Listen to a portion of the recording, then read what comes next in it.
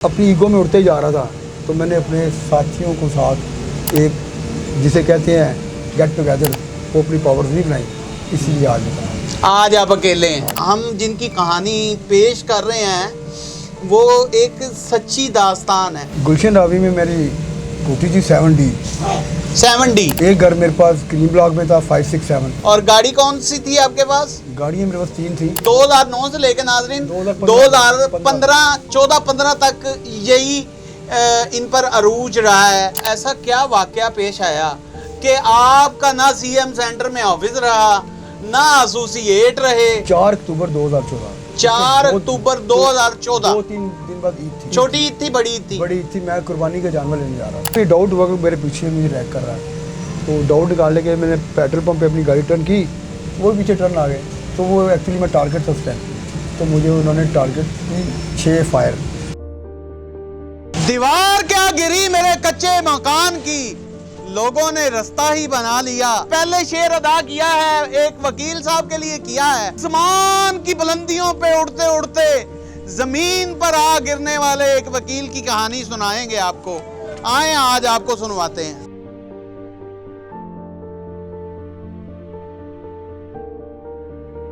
नाज़रीन जानते हैं ज़ैगम इफ्तिखार जंजुआ एडवोकेट की कहानी, इन्हीं की ज़बानी कि कैसे आसमान पे उड़ते उड़ते ज़मीन पर आ गिरे। अस्सलाम वालेकुम सर। जंजुआ साहब कैसे हैं आप? अच्छा ज़ैगम इफ्तिखार जंजुआ साहब, सबसे पहले तो मेरे नाज़रीन को बताइएगा कि आपकी तालीम क्या है? मैंने कॉमर्स में मास्टर किया हुआ है और LLB किया हुआ है और बैचलर किया कंप्यूटर साइंस, BCS किया हुआ है, CA इंटर किया हुआ है। CA इंटर किया हुआ है? इतनी डिग्रियां की हुई हैं? नाज़रीन गिरामी, मौजू की जानिब बढ़ने से कबल आपसे एक गुजारिश है कि हमारे चैनल को सब्सक्राइब कर लें। सफ़र तो मेरा जब शुरू हुआ था इट वाज 2002 में, तो मैंने कराची से ये प्रैक्टिस स्टार्ट की थी अपनी। लॉ मैंने लाहौर से किया था, लाहौर लॉ कॉलेज से, बल्कि मैं सेकंड आया था अपने कॉलेज में। लाहौर लॉ कॉलेज में मैं सेकंड आया था। तो मेरी शादी हो गई तो फिर प्रैक्टिस तो नहीं थी, तो मैं कराची चला गया। कराची मैंने तकरीबन 4 साल प्रैक्टिस की। तो जब मुझे लगा कि मैं एक्सपर्टाइज हूँ तो मैं लाहौर आ गया। तो लाहौर में वकालत मेरी चली, बड़ा रूज भी रहा, गाड़ियाँ भी रही, कोठियाँ भी रही, अपने ऑफिस भी रहे। अच्छा, गाड़ियाँ भी रहीं आपके पास, कोठियाँ भी रहीं, और लाहौर आकर आपने किस नाम से अपना जो चैम्बर स्टार्ट किया था? जंजुआ लॉ एसोसिएट्स के नाम से मेरा चैम्बर था। मैंने CM सेंटर, AG ऑफिस चौक पे CM सेंटर है, 38 नंबर ऑफिस मेरा ज़ाती ऑफिस था। इसके अलावा मेरे पास कोई एसोसिएट कितने थे आपके पास? 4-5 लॉयर्स सैलरी पे काम करते थे, 2-3 लेडी लॉयर्स सैलरी पे थी। अच्छा। और 2-3 शागिर्द भी थे, तो 10-12 वकला मेरे पास। यानी टोटल एसोसिएट में लेडीज मिलाकर 10 से 12 बनते थे। और उनको कितनी सैलरीज देते थे आप? तकरीबन राउंड अबाउट 2 लाख रुपए में उनको सैलरी देता था। Round about 2 lakh. ये किस सन की बात कर रहे हैं आप? ये 2009 से लेके 2014 तक यही रहा है। 2009 से लेकर नाजरीन 2015 14-15 तक यही इन पर अरूज रहा है कि CM सेंटर में जंजुआ एसोसिएट लॉ के नाम से इनकी अपनी एक ज़ाती फर्म थी और इनके अंडर में 10 से 12 एसोसिएट काम करते थे। 2015 या 14 को ऐसा क्या वाकया पेश आया कि आपका ना CM सेंटर में ऑफिस रहा ना एसोसिएट रहे? मैं उन दिनों में LDA कौंसल था, LDA के पैनल पे था, 16 घंटे थी मेरे पास। मुजम्मिल शाह साहब हमारे डिप्टी डायरेक्टर थे। तो मामला काफ़ी फैले हुए थे, कुछ मुझे अंदाज़ा तो नहीं है, लेकिन सानी ये है कि ईद से 2 दिन पहले की बात है। ये अक्टूबर 2014, 4 अक्टूबर 2014 में मैं अपनी गाड़ी पे जा रहा था, तो मेरे पीछे एक बाइक में। गाड़ी कौन सी थी? करोला 2013 मॉडल करोला थी। करोला 2013 पे जा रहे थे। कौन सी अक्टूबर को? 389 इसका नंबर है, करोला 2013 389 इसका। और कौन सा मंथ था? 4 अक्टूबर 2014। 4 अक्टूबर 2014। 2-3 दिन बाद ईद थी।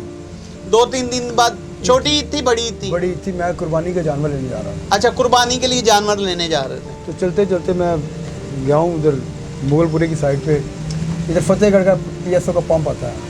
उससे पहले मुझे डाउट हुआ कि मेरे पीछे मुझे रैक कर रहा है। तो डाउट निकालने के मैंने पेट्रोल पंप पे अपनी गाड़ी टर्न की, वो पीछे टर्न आ गए। तो वो एक्चुअली मैं टारगेट था उस टाइम, तो मुझे उन्होंने टारगेट की 6 फायर एट्रीब्यूट हुए मुझे 9 mm के। अल्लाह अकबर, पेट्रोल पंप के अल्लाह ऊपर।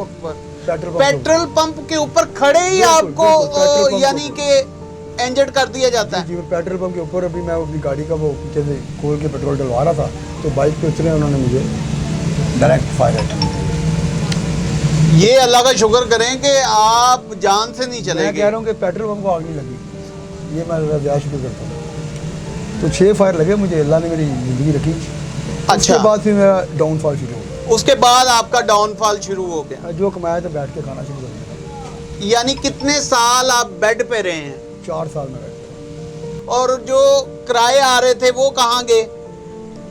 बस मैंने पहले लोन ले लिया, जब लोन लिया बैंक से फिर लोन भी नहीं उतारा गया। अच्छा। आहिस्ता आहिस्ता वो भी खत्म हो गया। फिर अपना ही घर जो था वो गिरवी में कन्वर्ट हुआ, गिरवी से फिर मैं रेंट पे आया, रेंट से मैं होटलिंग में आ गया। अच्छा। होटलिंग से फिर ये हो गया कि मेरे पास वो भी नहीं रही, तो मैंने अपने ऑफिस में अपने बच्चे रखे। फिर वो भी नहीं रहा। Oh my God. वो भी नहीं रहा, तो मैंने बच्चों को भेज दिया ससुराल और खुद दाता दरबार बना लिया। अच्छा, हाँ जी। तो मैंने सुना है कि आप फिर एडिक्ट भी हो गए थे उन दिनों में। हाँ जी, जब मैं ये बाटी के एरिया में आया तो सफोकेशन तो थी और अपॉर्चुनिटी भी थी इधर, तो फिर मैं इधर एडिक्शन में आ गया। आइस एक ड्रग है, वो मैं लेने लगा। यानी मेथ यूज करना शुरू हो गए। नाज़रीन गिरामी, मौजू की जानिब बढ़ने से कबल आपसे गुजारिश है कि हमारे चैनल को सब्सक्राइब कर लें।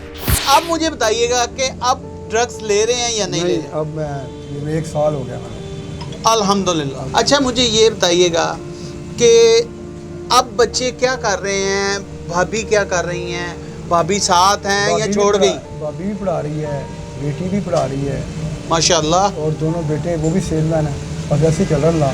आपकी फैमिली को सैल्यूट है जजुआ साहब के, उन्होंने इतने मुश्किल हालात में भी आपका साथ दिया। मेडिकल लिस्ट है, उसी में वो पढ़ाते हैं जहाँ कभी पढ़ना था उन्होंने। जहाँ कभी पढ़ना था वहाँ पे ही मिसिस पढ़ा रही हैं। जहाँ उनके बच्चों ने पढ़ना था। ओह, अब बच्चों की पढ़ाई छूट गई? बच्चों की पढ़ाई खत्म। अब और एक मेरी बेटी है, वो सेल्फ स्टडी करके SSC कर रही है। अच्छा। हाँ, वो है, उसने यानी उसने अपना पैशन नहीं छोड़ा, नहीं छोड़ा। उसने कहा कि बाबा मैं पढ़ूंगी। अच्छा, मुझे जाते जाते कोई एक पैगाम नोट करवा दें कि आप बार काउंसिल के मेंबर भी थे, हैं भी? ये सजा और जदा का मामला है। हाँ। सजा और जदा का मामला है। जैसे एक चूंटी एक मौसम में अपने लिए अपना ज़र इकट्ठा करती है, इस तरीके से इंसान को चाहिए अपने साथ इंसान इकट्ठे करें, क्योंकि अल्लाह ने एक इंसान को मुकम्मल नहीं बनाया, उससे दूसरे इंसान से मुकम्मल होना है। हदीसे नबी भी है कि आधा इल्म दिया आधा दूसरे से लो। तो मैं एक्चुअली अपनी ईगो में उड़ते जा रहा था, तो मैंने अपने साथियों को साथ एक जिसे कहते हैं गेट टुगेदर, वो अपनी पावर्स नहीं बनाई, इसीलिए आज आप अकेले हैं। तो इंसान है, इंसान को अपने रिलेशन बिल्ड करना चाहिए और रिलेशन को बड़ा पॉजिटिवली लेके चलना चाहिए, और कभी भी उरूज का सवाल आ सकता है और उरूज को ही सवाल। ये थी सारी दास्तान, तरक्की से लेकर जवाल तक का सफ़र ज़ैगम इफ्तिखार जंजुआ, जो कि ऑन करते हैं, जो कि कहते हैं कि मैं जंजुआ एसोसिएट लॉ का मालिक भी हूँ। इसी के साथ अपने मेज़बान इमरान और